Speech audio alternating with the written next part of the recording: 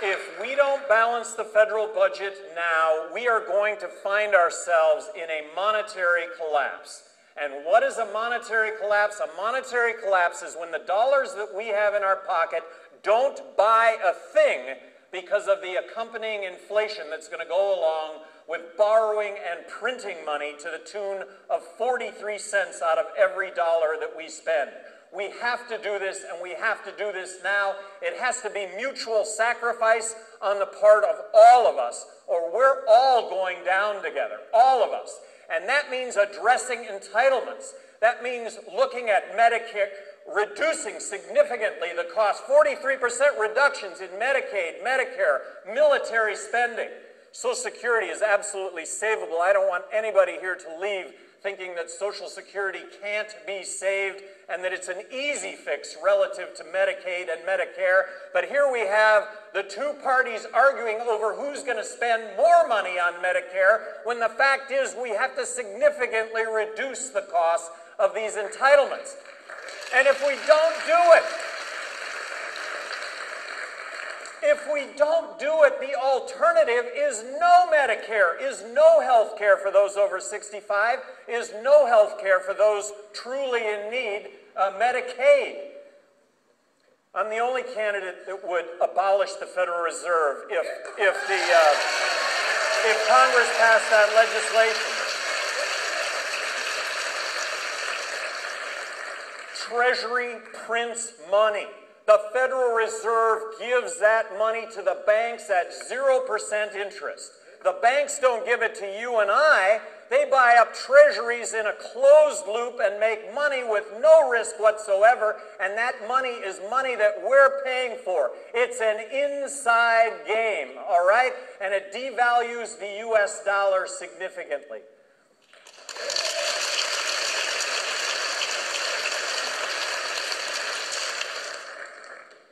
Talking about Mitt Romney and Barack Obama for 1 second. Barack Obama, I have to tell you, music. I mean, he plays his violin, and the words that come out of the violin are magnificent. They really are.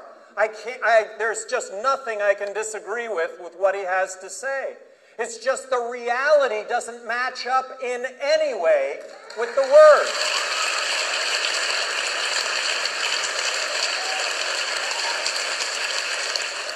He said some very favorable things, I thought, when it came to war, the endless wars, that we were not going to find ourselves in continual war. I thought he said some very favorable things when it came to gay rights, marriage equality. I thought he said some really favorable things when it came to the war on drugs. And you know what he said when it came to the war on drugs? He said, I am not going to raid medical marijuana facilities in states where legislatures or citizens have voted to implement these programs, and here we have ongoing raids in California and Colorado. The words don't match the rhetoric. And then Mitt Romney, really personable guy, okay? Really personable guy. But Mitt Romney says it's a no-brainer to build a fence across the border. You're listening to somebody with not one molecule of brain based on that statement.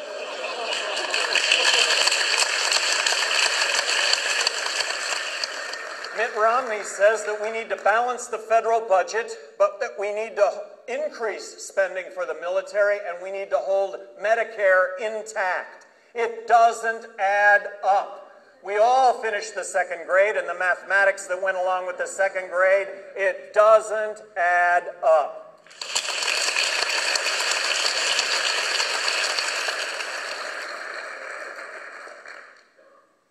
We're on a 40 university and campus tour. I'm doing 20. Judge Jim Gray is doing 20. Why are we out talking to college students? Why are we out talking to young people? Because you all are getting screwed. I'm going to retire. I'm going to have health care, but you have to work, and you will never retire, and you're not going to have health care because there's no paying this off, none whatsoever. And then President Obama's health care plan. Let's see, that's a plan that's dependent on healthy people having to pay for insurance to pay for those that aren't so healthy. That's a burden that falls on young people who are healthy.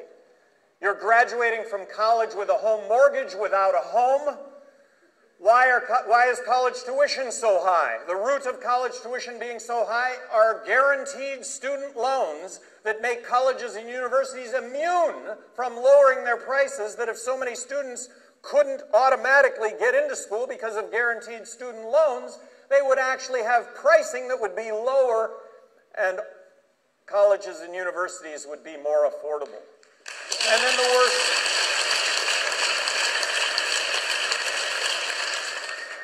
And then the worst of all, you know, you all are the ones that are going overseas.